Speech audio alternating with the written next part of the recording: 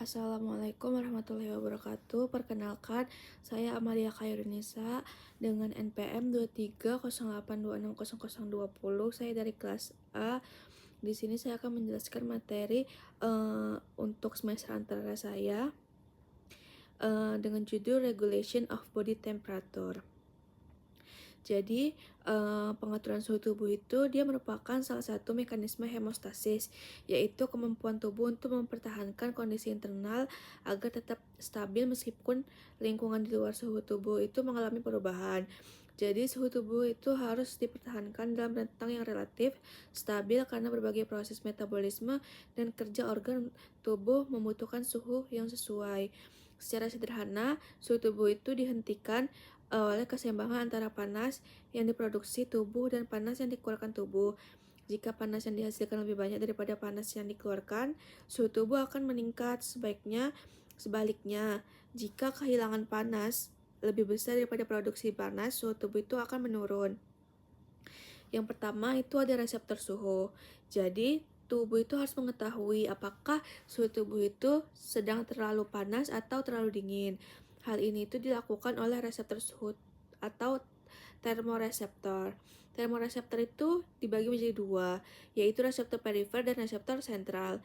Reseptor perifer sendiri itu dia terdapat pada kulit. Reseptor ini itu fungsinya itu untuk mendeteksi perubahan suhu dari lingkungan. Misalnya ketika kita menyentuh benda yang panas atau berada di tempat yang sangat dingin. Sedangkan reseptor sentral itu berada di daerah hipotalamus dan sistem saraf pusat. Jadi reseptor ini itu membantu mendeteksi perubahan suhu inti tubuh. Kemudian informasi dari reseptor tersebut itu akan dikirim ke pusat pengaturan suhu, terutama di hipotalamus. Jadi, hipotalamus itu dia akan mengintegrasikan informasi tersebut dan bentukkan respon tubuh yang sesuai. Selanjutnya ada hipotalamus. Nah, hipotalamus sendiri itu dia ada terbagi dua. Ada yang anterior, ada yang posterior. Jadi, hipotalamus itu dia merupakan pusat utama pengaturan suhu tubuh. Hipotalamus itu dia itu menerima informasi mengenai suhu tubuh dari kulit dan dari bagian dalam tubuh, kemudian mengatur respon untuk mempertahankan suhu tubuh. Jadi tadi udah saya jelaskan kalau hipotalamus itu ada dua, yaitu ada yang anterior dan posterior. Nah, untuk yang anterior itu dia di bagian depan yang perannya itu dalam respon terhadap panas dan membantu mengeluarkan panas dari tubuh. Jadi ketika tubuh terlalu panas, hipotalamus anterior dia akan meningkatkan respon seperti pelebaran pembuluh darah kulit atau vasodilatasi dan peningkatan keringat. Dengan demikian, panas dapat lebih mudah dikeluarkan dari tubuh. Kalau untuk yang hipotalamus posterior sendiri, dia itu lebih berperan dalam respon terhadap keadaan dingin, terutama dalam mempertahankan dan menghasilkan panas. Responnya itu vasokonstriksi dan menggigil. Kemudian ada respon tubuh saat panas. Jadi ketika suhu tubuh itu meningkat, termoreseptor itu mendeteksi perubahan tersebut dan mengirimkan informasi ke hipotalamus. Kemudian, nanti hipotalamus itu dia akan mengaktifkan beberapa mekanisme untuk menurunkan suhu tubuh. Mekanisme pertama itu dia ada vasodilatasi. Jadi vasodilatasi itu berarti pembuluh darah di kulit itu melebar. Akibatnya aliran darah ke permukaan kulit meningkat sehingga panas dari bagian dalam tubuh itu lebih mudah mencapai permukaan kulit dan dilepaskan ke lingkungan. Kemudian mekanisme yang kedua itu ada berkeringat. Jadi keringat yang berada di dalam permukaan kulit dia itu akan menguap.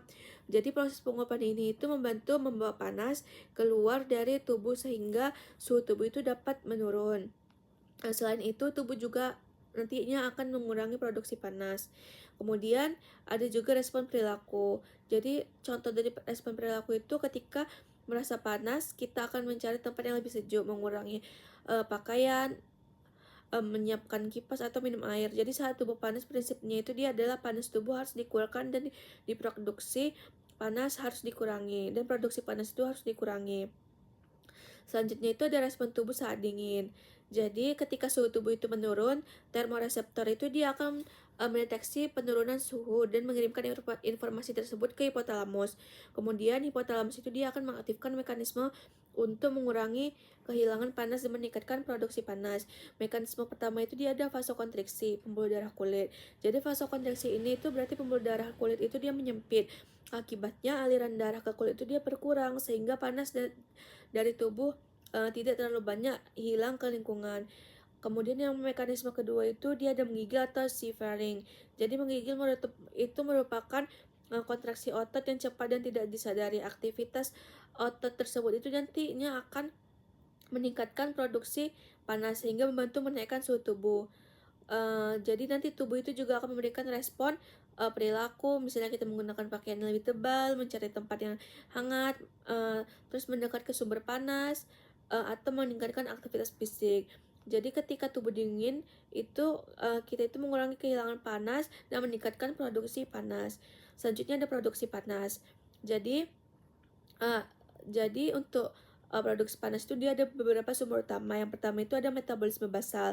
Jadi setiap saat sel-sel tubuh itu dia melakukan aktivitas metabolisme untuk mempertahankan fungsi tubuh. Proses tersebut itu menghasilkan panas sebagai salah satu hasilnya. Yang kedua itu ada aktivitas otot.